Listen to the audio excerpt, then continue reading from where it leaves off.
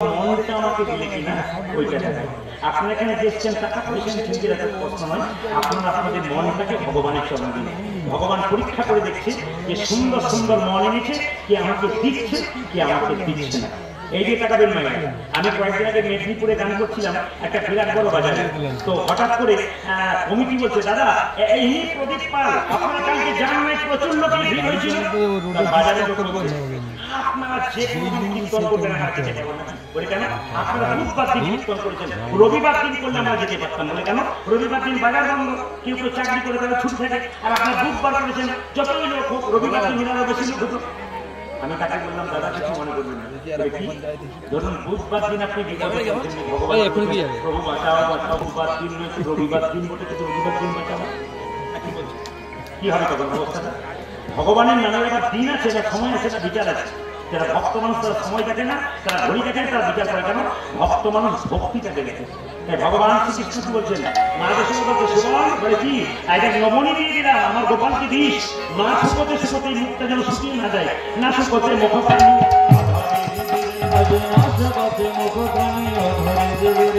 না শুকোতে মুখখানি অঞ্চল অঞ্চল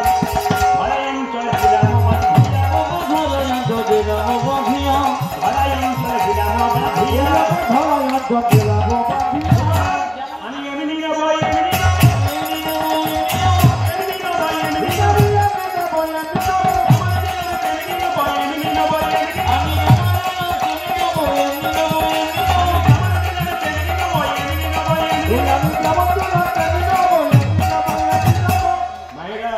সবাই বলো রাধা রানী কি, শ্যাম সুন্দর কি। সবাই বাবু হয়ে বসুন। মা যেহেতু গোপালকে শেখাচ্ছেন, আমরা কাপড়টা নিন করে বসুন। গোপালকে শেখাচ্ছে। দেখুন আমি আগে বললাম এগুলো কৃষ্ণলীলার পদাবলী। এই পদাবলীগুলো এত সুন্দর কথা যে আপনাকে কথা বলতে হবে না, পদাবলীর মাধ্যমেই বুঝিয়ে দিচ্ছে কি করতে চাইছে। দেখুন মায়েরা সবাই মাথার কাপড়টা নিন করে বসুন বাবু হয়ে। ভগবানকে সাজানো হচ্ছে, সবাই মা সাজাচ্ছে করে দিন। ভগনন্দ রানী কৌতূহল আমার গোপাল এলো ইয়া খুলে উলো সজাই রে। মা সাজাচ্ছে গোপালকে।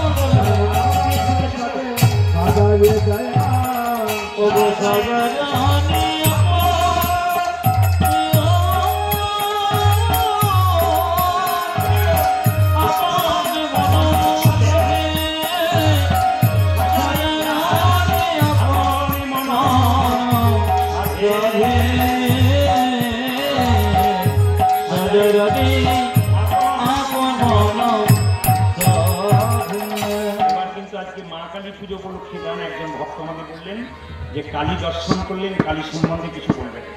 একজন দুজন ভক্তের দুটি প্রশ্ন ছিল যে এখানে মা কাপড় পরেছেন কিন্তু মা উলঙ্গ থাকে কেন, মায়ের শরীরে কাপড় নাই কেন, এক। 2 নম্বর প্রশ্ন হচ্ছে মায়ের 4টা হাত আর মায়ের চরণতলে যে পড়ে আছে উনি কে? একটু সবাই শুনবেন মায়েরা, বলুন দশ মহাবিদ্যা কালী মাতা কি? বলুন দশ মহাবিদ্যা কি? দশ মহাবিদ্যা কি? আচ্ছা তাকান মায়েরা, মা কালী দেখছেন মন্দিরে, এখানে কাপড় পরানো দেখছেন, কিন্তু মায়ের কাপড় থাকে না, মা উলঙ্গ থাকে। জোরে বলুন হা না না, জোরে বলুন। আচ্ছা এবার বলি, মায়ের কটা হাত? জোরে বলুন। 6টা নয়, 4টে। একটা হাত বলে এইরকম, একটা হাত বলে এইরকম, আর একটা হাতে কি ঝোলে? মুন্ড। আর একটা হাতে বলে দেখেছিস, যদি তোকেও দিয়ে দেবো কিন্তু, মাথায় রাখবেন। আমি কি বললাম সবাই শুনবেন, মা কালীর তত্ত্বটা। মা একটা হাতে কি বলছে? দে, দে, দে, কি দিবি? ভক্তি, ধর্ম দেব। কি দেব? অর্থ দেব। অর্থ মানে টাকা নয়, টাকা নয়। তোকে ধর্ম দিলে তোকে আমি আশীর্বাদ দেব। দেখবেন হাতটা এরকম থাকে, কিন্তু এরকম থাকে, এরকম নয়। হাতটা অ্যাকচুয়ালি হাতটা এইরকম, আশীর্বাদ। মা তাকে বলছে তুই ধর্ম দে, আমাকে ভক্তি দে। মা বলছে তোকে দেবো কি? আশীর্বাদ। আর মায়ের হাতে যে ঝুলছে সে কে বলুন তো? মায়ের হাতে যে ঝুলছে তিনি হচ্ছেন শুম্ভ নিশুম্ভ নামে 2জন অত্যাচারী ওষুধ ছিল। একজনের নাম শুম্ভ, সে নিশুম্ভ, সে অত্যাচারী ছিল। মায়েরা, মা কালীর জন্মটা হয়েছিল মা দুর্গার 3 নম্বর চোখ থেকে। সবাই শুনে যান, মা কালীর জন্ম হয়েছিল মা দুর্গার 3 নম্বর চোখ থেকে। মা দুর্গার দিকে শুম্ভ নিশুম্ভ যখন ছুটে গিয়েছিল কামনা বসে, তখন মা দুর্গার তার 3য় নাম থেকে করাল বদনী উড়াঙ্গিনী মা কালীকে সৃষ্টি করলেন। আর মা কালী খড়গ ধরে একবারে নিশুম্ভের মস্তক ছেদন করে সেই রক্ত মুখে পান করলেন। তারপর মাটিতে পড়তে দিলেন না। কেন? অসুরের রক্ত যত মাটিতে পড়বে তত অসুর সৃষ্টি হবে। তাই দিলেন কাকে? শ্রীকালের মুখে। তাকেই নেবেন, মিলিয়ে নেবেন কথাগুলো, আমি যেগুলো বলছি মিলছে কিনা দেখবেন। নিজে খাই, তারপর শ্রীকালকে দেয়। কেন? মাটিতে পড়লে আর ওষুধ সৃষ্টি হবে, তাই মাটিতে পড়তে দিলেন। আচ্ছা মায়েরা, মায়ের জিভটা কেমন? দাঁত দিয়ে চাপা আছে। একটু আমরা দেখি কিন্তু কেউ শিখি না। আমাদের এখানে দুর্গা পুজো হচ্ছে, শিক্ষিত ব্যক্তি, আমি দেখছি একজন শিক্ষিত ব্যক্তি তার ছেলেকে নিয়ে গেছে ক্লাস 8-এ পড়ে। তো এইটা ছেলেটা বাবাকে প্রশ্ন করছে, বাবা ময়ূরের কার্তিকের বাহন ময়ূর, ইঁদুর কেন এত পেট মোটা গণেশ, তার ইঁদুর কেন বাহন? তখন বাবা বলছে চুপচাপ ব্যাগ নিয়ে বাড়ি চল, এত প্রশ্ন করার দরকার নেই। কেন বলুন তো? বাবাও জানেন না তো বেটাকে বোঝাবে কি করে? আমরা শুধু দেখতে যাই কিন্তু বুঝি না। এইটা অন্যান্য ধর্মের মানুষ তাদের প্রত্যেকটি ধর্মের পুঙ্খানু জানে, বাচ্চাগুলো জানে। লজ্জা আমাদের কেন? বাবারা জানবে না, মারা জানবে না, বাচ্চা জানবে কি করে? আমি তো এই শিক্ষা দিচ্ছে টাকা রোজগার করার মেশিন না হবে, টাকা রোজগার করার মেশিন অবশ্যই হতে হবে, কিন্তু ভক্তি বিবেক তৈরি করতে হবে। কেন? টাকা রোজগার করার মানুষ তো পেটে প্রফেসর, ডাক্তার, মাস্টার হলো, সবাই নয়, কিছু কিছু ডাক্তার প্রফেসর টাকা রোজগার করার মেশিন তৈরি হলো। বিরাট বড় ফ্ল্যাটে পাস করে মা বাবা না খেয়ে মরছে, এমন বাচ্চা তৈরি করে কি লাভ আছে যার মধ্যে বিবেক নাই, বৈরাগ্য নেই? আপনি ছেলেকে শিক্ষিত করুন, তার সঙ্গে বিবেক বৈরাগ্য করুন। এখানে দেখুন মা কালী জিভটা দাঁত দিয়ে চেপে ধরেছে, তার মানে কি? জীব হলো লালসার প্রতীক। আমার একটা গাড়ি হলো, আর একটা চাই, লালসা বাড়ছে, জীব বেড়ে যাচ্ছে। জীব, আমার একটা বাড়ি হলো, আরেকটা চাই, লালসা বাড়ছে। সবাই শুনবেন, বিরাট তত্ত্ব আছে মধ্যে। লালসা বাড়ছে, মা শিক্ষা দিচ্ছে, লালসা বাড়ছে।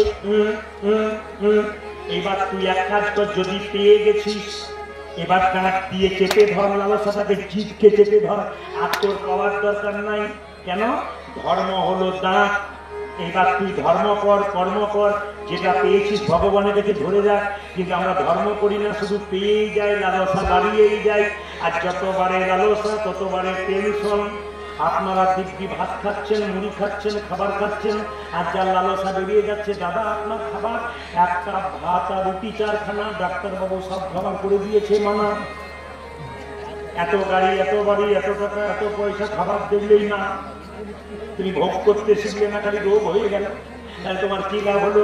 তাহলে বলছে যে যত ত্যাগী সে তত নিরোগী, আর যে যত ভোগী সে তত, যদি বলুন রোগী যে যত খায় সে তাড়াতাড়ি যায়, যে কম খায় সে থাকে। বট গাছ বহুদিন ধরে থাকে, কলা গাছ শুরু করে পারে, যারা আমিষ খায় তারা কলা গাছের মতো খায় আর বাড়ে আর হুড় করে পড়ে, আর যারা নিরামিষ খায় তারা বট গাছের মতো দিব্যি এগিয়ে তাকান। আর কুকুর দেখবেন জল খায় চেপে চেপে, কাক দেখবেন জল খায় চেপে চেপে, তাদের সামনের কাঁধ দুটো বড় হয়। জোরে বলুন। ছাগল দেখবেন জল খায় চুমুক দিয়ে, গরু চুমুক দিয়ে জল খায়, তাদের দাঁতগুলো আমাদের সঙ্গে মিল আছে না কুকুরের সঙ্গে মিল আছে? জোরে বলুন। আমাদের সঙ্গে মিল আছে। কুকুর কি খায়? মাংস খায়। আর গরু ছাগল কি খায়? জোরে বলুন। ওরা শাকাহারী। আমাদের কাদের সঙ্গে মিল? শাকাহারির সঙ্গে, মাংসটির সঙ্গে আমাদের শাকাহারির সঙ্গে মিল। অনেকে দাঁত দিয়ে দেখছে আমার দাঁত দিয়ে বড় হয়ে গেল, তুমি খাবে না? না, দেখবেন না, আপনি খাবেন না। কেন? মাংস খাওয়া উচিত নয়। যত খাবেন মাংস তত হবে ধ্বংস। এখন তো আবার পোলট্রি মুরগি যারা খাচ্ছে তাদের জন্য খবর দেখবেন ইউটিউবের মাধ্যমে, বিষাক্ত রোগ হচ্ছে। যত দিন যাচ্ছে ভেবে নিয়েন না শান্তিতে থাকবেন, সুখে থাকবেন, মাথায় রাখবেন কথাগুলো। জোরে বলুন রাধা রানী কি। আচ্ছা এইবার বলুন তো মায়েরা, মা কালীর চরণ তলে যে পড়ে আছে সে কে? জোরে বলুন শিব। ওকে বলা হয় কি? মহাকাল। তাই তো কথা মহাকাল। তাকান। আচ্ছা মায়েরা, শিবের সঙ্গে মা কালীর সম্পর্ক কি? শ্বশুর না ভাসুর? জোরে বলুন। জোরে বলুন। কি করে স্বামী? ও তো দুর্গার স্বামী, তাহলে কালীর কি হয়? দুর্গার তৃতীয় নাম থেকে যদি মা কালীর সৃষ্টি হয়, তাহলে দুর্গার স্বামী যদি শিব হয়, তাহলে কালীর স্বামীও জোরে বলুন শিব। আচ্ছা মায়েরা লক্ষ্য করুন, স্বামী স্ত্রী হয়ে স্বামীর বুকে পা দিয়েছে, জোরে বলুন হ্যাঁ না? স্বামীর বুকে পা দেয় না? জোরে বলবেন হ্যাঁ না? স্বামীর বুকে পা দিয়েছে। এবার লক্ষ্য করুন, এই কথাটি মেদিনীপুর একটা জায়গায় গাইছি, কীর্তন শেষ হয়ে একটা মেয়ে এসে বলছে, দাদা বলে কি স্বামীর বুকে পা দেওয়া যায়? বললাম কেন, তোমার কি ইচ্ছা? কেন? আমার মাঝে মাঝে ইচ্ছা হয়। বলে কিসের ইচ্ছা হয়? আমার স্বামী মদ খেয়ে আমাকে মারধর করে, নিশ্চিত হয়ে লম্বায় শুয়ে পড়ে, আমার মাঝে মাঝে দিয়ে কিন্তু দাদা দিতে পারি না। বলে কেন? যদি পাপ হয়। বললাম আর কোনো পাপের দরকার নাই, তুমি দিতে পারো। বলছে তাহলে কাল থেকেই দেবো। বললাম দেবার আগে হার্টের ডাক্তারকে একবার চেক করে দেখবে কেমন আছে, তাই দেবো। মায়েরা বুঝবার মতো বুঝতে হবে। মা কালী উলঙ্গ কেন? ডক্টর মহানন্দ ব্রহ্মচারী আমেরিকা গিয়েছিল, সেখানে সনাতন ধর্মের কথা প্রচার করছে। একটা আমেরিকার মেয়ে চিৎকার করে বলেছিল, মহানন্দ ব্রহ্মচারী চুপ করো তুমি। বলে কেন? খুব তো সনাতন ধর্মের বড়াই করছো, তোমাদের কালীকে উলঙ্গ করে পুজো করা হয় কেন? কি শিক্ষা দিচ্ছ তোমরা জগৎকে? তোমাদের কালী উলঙ্গ কেন? তোমাদের কালী উলঙ্গ কেন? আগে বুঝিয়ে দাও। যখনই বলেছে তোমাদের কালী উলঙ্গ কেন বুঝিয়ে দাও, মহানন্দ ব্রহ্মচারী দেখুন চুপ করে দাঁড়িয়ে আছে। বলছে মা তুমি প্রশ্ন করছো আমাদের কালী উলঙ্গ কেন? কালী উলঙ্গ কেন? বলছে শোনো, তোমার বিয়ে হয়েছে? মেয়েটি বলছে হ্যাঁ। তোমার ছেলে আছে? বলে হ্যাঁ। কত বছরে? বলছে 3 বছরে। আচ্ছা মা, তুমি ধরো অন্ধকারে রাত্রিবেলায় পেরিয়ে যাচ্ছ তোমার 3 বছরের ছেলেকে নিয়ে, হঠাৎ 4 জন ডাকাত তোমার ছেলেকে তুলে নিয়ে চলে যাবে, তোমার কাছ থেকে তুলে নিয়ে যাবে, ছিনিয়ে নিয়ে যাচ্ছে, তুমি ছেলেকে দেবে? বলছে না দেবো না। তাহলে কি করবে? জান লড়িয়ে দেবো, আমার ছেলে আমি দেবো না।